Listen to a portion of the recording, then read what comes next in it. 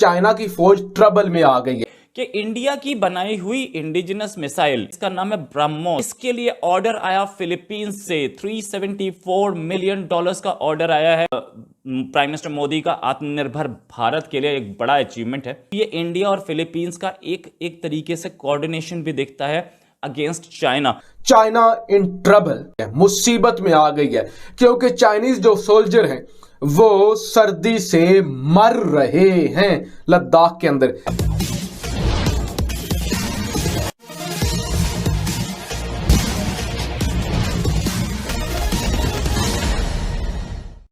चीन का अपने सारे पड़ोसियों के साथ किसी न किसी प्रकार से सीमा विवाद है। इस कारण अब भारत चीन के सभी पड़ोसियों को गोलबंद कर रहा है और उन्हें रक्षा सामग्री उपलब्ध भी करा रहा है। इसी क्रम में चीन के एक पड़ोसी फिलीपींस को भारत ने ब्रह्मोस मिसाइल देने का करार भी कर लिया है।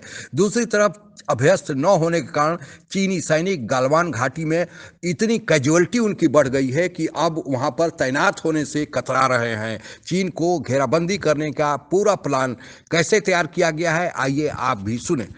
भारत के लिए अच्छी खबर आई। खबर ये कि इंडिया की बनाई हुई इंडिजिनस मिसाइल, इनफैक्ट इंडिया की इंडिजिनस मिसाइल जो है ये रशिया के साथ जॉइंट वेंचर में बनी हुई है, लेकिन बनी इंडिया में। ऐसा नहीं है कि हमने कहीं से इंपोर्ट की टेक्नोलॉजी बनाई, दोनों ने जॉइंट वेंचर में बनाई, जिसका नाम है ब्रह्मोस।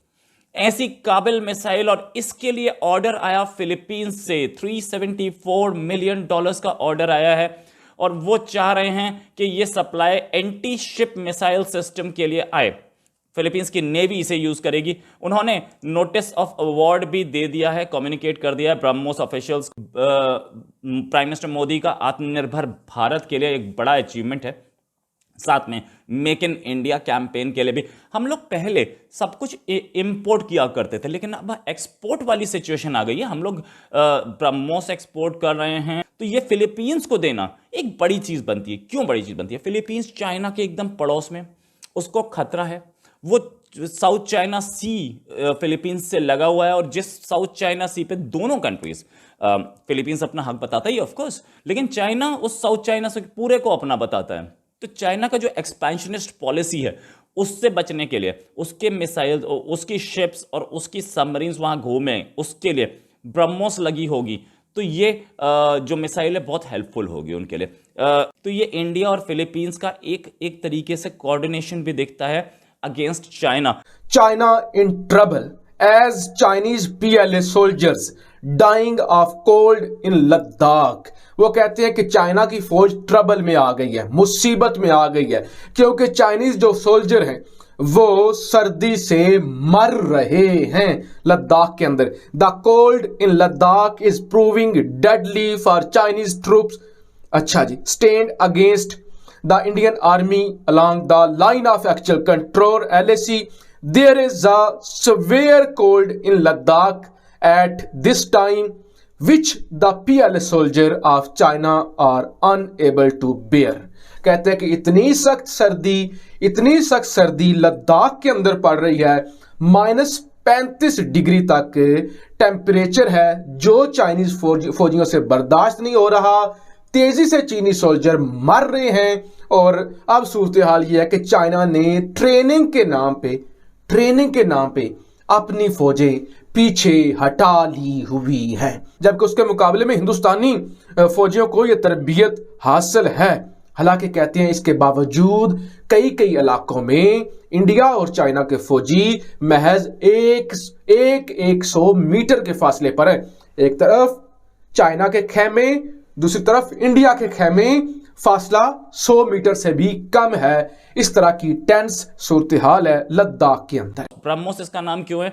इसको दो नदियों के नाम पे रखा गया, ब्रह्मपुत्र और मॉस्को, दो नदियों के नाम पे रखा गया ये ब्रह्मोस मिसाइल। इसके लिए जो बोला जाता है, इसके लिए बोला जाता है कि जिस भी डिफेंस एक्सपो में ये चली जाती है, उसमें अपने सेगमेंट की सारी मिसाइल्स को डिफीट कर देती है। इनफैक्ट ये वही ब्रह्मोस है जिसको बनाने के लिए फैक्ट्री लगी थी, फैक्ट्री लगा रहे हैं अभी उधर। जो योगी जी का जो डिफेंस प्रोडक्शन का जो प्रोग्राम है, उसमें फैक्ट्री लगेगी, यूपी में ही बनेंगी ये, अब उत्तर प्रदेश में। और अभी सिर्फ 3 दिन पहले 11 जनवरी को इसका एक सुपरसोनिक मिसाइल का टेस्ट भी किया गया। इनफैक्ट एक टेस्ट INS विशाखापट्टनम से किया गया, और आईएनएस विशाखापट्टनम भी हमारा लेटेस्ट शिप है, इंडिजिनस शिप है। तो ये ऐसी मिसाइल है जिसमें लगभग सारे वर्ल्ड के कंट्रीज इस पे पैनी नजर रखे हुए हैं कि मिसाइल कितनी काबिल है और कितनी सटीक।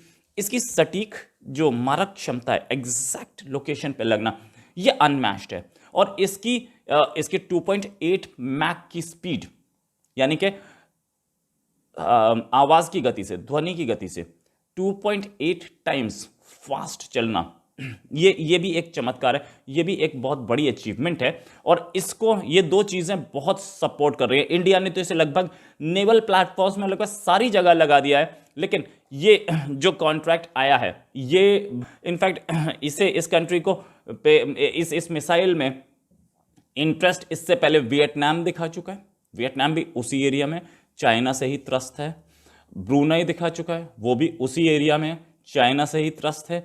साथ में कुछ और कंट्रीज भी दिखा चुके हैं, जैसे कि South Africa, Egypt, Oman, chilli.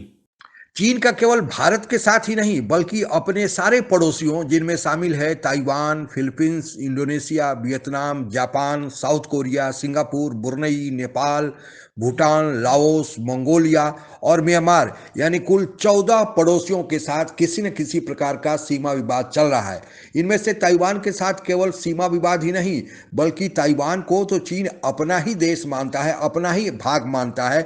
और चीन के दबाव के कारण ही संयुक्त राष्ट्र संघ में अभी ताइवान को एक देश का दर्जा नहीं दिया गया है। और अधिकांशतः देशों ने अभी ताइवान को, उसके साथ व्यापार तो करते हैं लेकिन उसको मान्यता नहीं दिए हैं एक देश के रूप में। जैसे अभी अफगानिस्तान में तालिबानियों की जो सरकार आई है, जैसे उसको मान्यता नहीं दिया गया है, उसी तरह ताइवान को मान्यता नहीं दिया गया है, जबकि उससे व्यापार खुद चीन भी करता है। तो चीन का यह धौंस अभी पूरी दुनिया में कायम है। चीन का हालांकि लफड़ा अमेरिका से, फ्रांस से, ऑस्ट्रेलिया से, यूके आदि बहुत सारे देशों से है, लेकिन चीन की अभी तक कोई खुलकर मुकाबला करने के लिए तैयार नहीं हुआ है, केवल भारत ही कर रहा है। हालांकि अब धीरे धीरे अमेरिका, ऑस्ट्रेलिया, जापान आदि सामने आ रहे हैं। चीन की यह पुरानी आदत रही है कि वह काल्पनिक विवाद पैदा करता है और फिर अपने पैसे का, अपनी सेना का ध्वंस दिखाता है और फिर जहां मौका मिलता है कुछ न कुछ टेरिटरी हड़प लेता है और इसी को वह सुलह या शांति समझौता कहता है। यह शी जिनपिंग जो वर्तमान में चीन के प्रीमियर हैं, उनके शासनकाल में यह काम और ज़्यादा तेज हुआ है, क्योंकि चीन अब अपने को आर्थिक रूप से मजबूत कर लिया है और उनके शासन में कोई उनको चुनौती देने वाला भी नहीं। जब चीन के कम्युनिस्ट पार्टी के अंदर से अगर कोई चुनौती देता है तो उसे गायब ही कर दिया जाता है। इसके अलावे चीन के बुद्धिजीवी और व्यापारी, व्यवसायी लोग जो बड़े बड़े ओहदों पर हैं, उन्होंने अगर काम करना शुरू किया चीन के खिलाफ या चीन के प्रीमियर के खिलाफ, तो उन्हें भी वैसी हश्र का या उसी परिणाम का सामना करना पड़ा। इस महामारी काल में चाइना के लिए यह एक बड़ा अवसर आया कि वह अपनी विस्तारवादी नीति को और आगे अंजाम दे, क्योंकि पूरी दुनिया महामारी से निपटने में लगी थी और चीन अपने विस्तारवाद में।